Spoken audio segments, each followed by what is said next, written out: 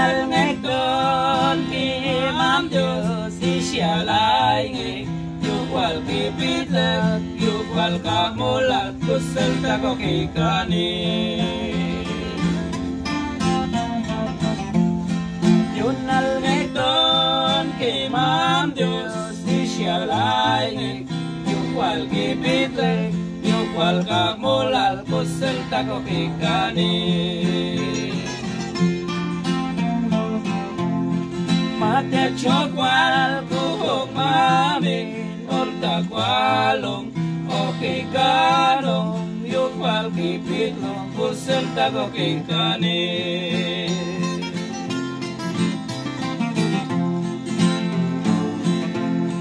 mate chokwal kuhok mamin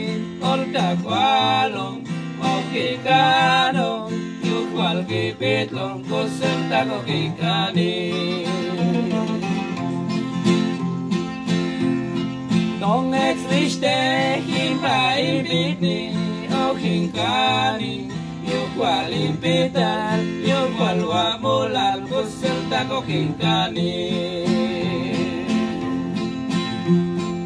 ay mamin kotang walkelan ay ngong mamin ay mamin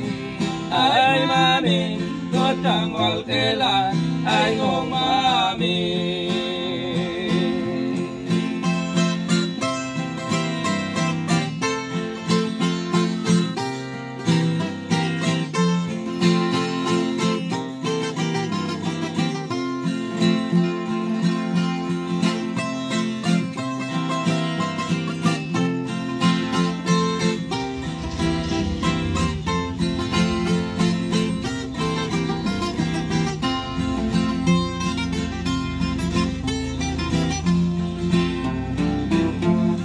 Yunal ngek don ke mam Diyos isya laing yukwal ki pitlet yukwal ka mulat kusel tako kikani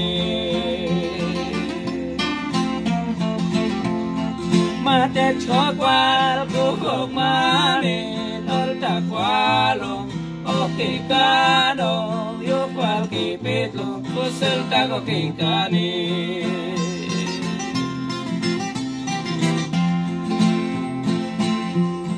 Nong existe himpai bitni